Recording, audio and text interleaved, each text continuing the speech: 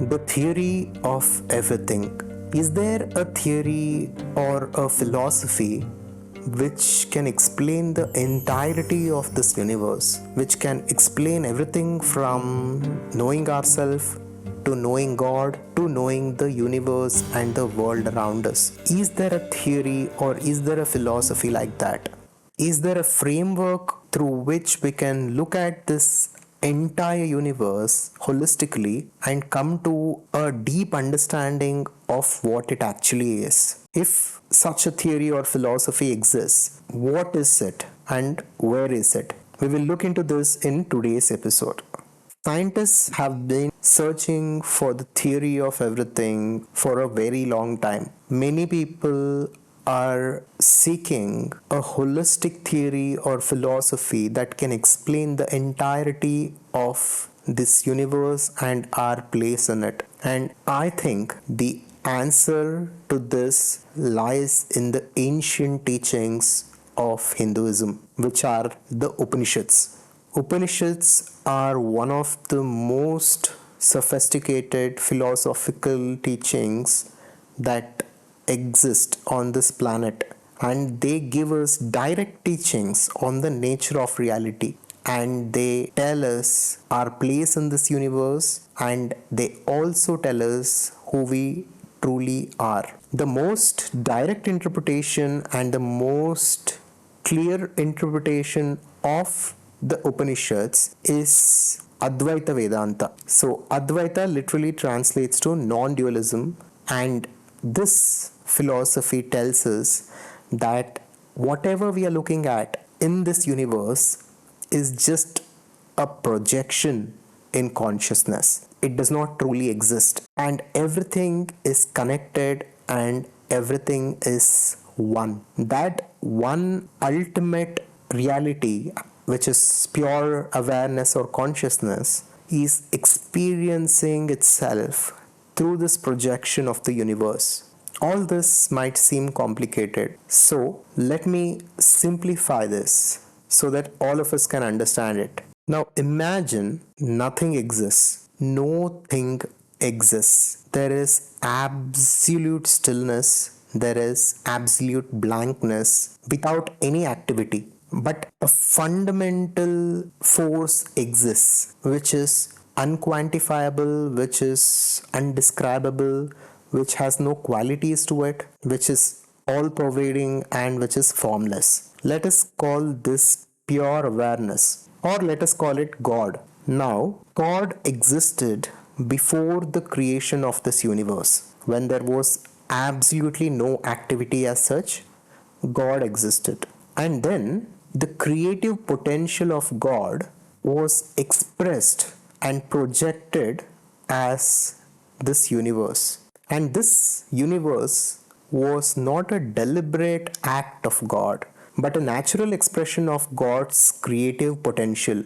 Just like how, when we go to sleep, we dream different dreams without consciously creating them, this universe is just an expression of God's creative potential. And this universe, as it is just a dream of God. That one God that exists beyond time, space, and causation is dreaming this universe as we see it today. And that ultimate reality or God has put himself into the position of an individual like you and me, and is experiencing this world or this universe as a person with the limitations of body and mind. This is because an experience can happen only within time, space, and causation, and an experience can happen in a limited, finite way. So, that God or universal consciousness has identified itself with a body and mind to have an individual experience from an individual perspective in this universe. And like this, it has identified itself with different individuals, different objects, different animals of universe in order to have infinite variety of experiences and in order to project infinite variety of expressions. I know this sounds really strange and it sounds like a plot of a science fiction movie, but this is the theory of everything. This universe and all the other universes, any number of parallel realities that might exist, and various different dimensions of existence from heavens and hells, if such a thing exists, all of it together is a dream of God, that one ultimate God.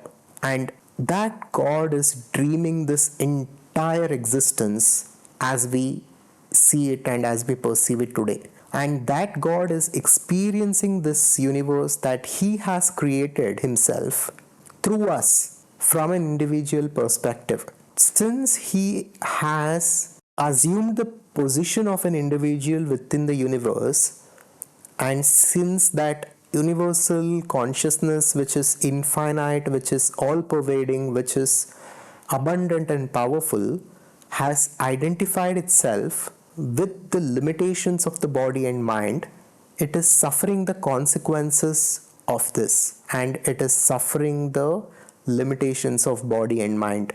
So, to come out of our suffering, we need to realize our true self as that pure awareness or consciousness, as God. We need to realize Aham Brahmasmi. I am that ultimate reality or God. This is us going back to the original position as God. And this is us completing the cycle of evolution. So, this was what I could understand and perceive from the teachings of Advaita Vedanta. Of course, this is sort of my own interpretation of it, but this is the theory of everything. So, everything is connected. All of us and all the objects of the universe, although it looks like everything is different and it looks like everything is separate, is actually not separate. Just like within our dreams, different objects and different people with whom we are interacting will seem different to us, but once we wake up, we realize that it was that one mind, it was our mind that was dreaming all of it. This universe and this world as it is being dreamt by that God or by that pure awareness. And since all of it is just a projection or a dream in that awareness, it is all connected and it is all one. And this is Advaita. It is non-dual. There is just one reality in which everything exists. I hope this was valuable to you, and if you want to dive deep into these concepts in order to truly understand the nature of reality and in order to consciously create the life that you want to live in this material world, you can join our community cum learning platform that we call the Advaita Conscious Society.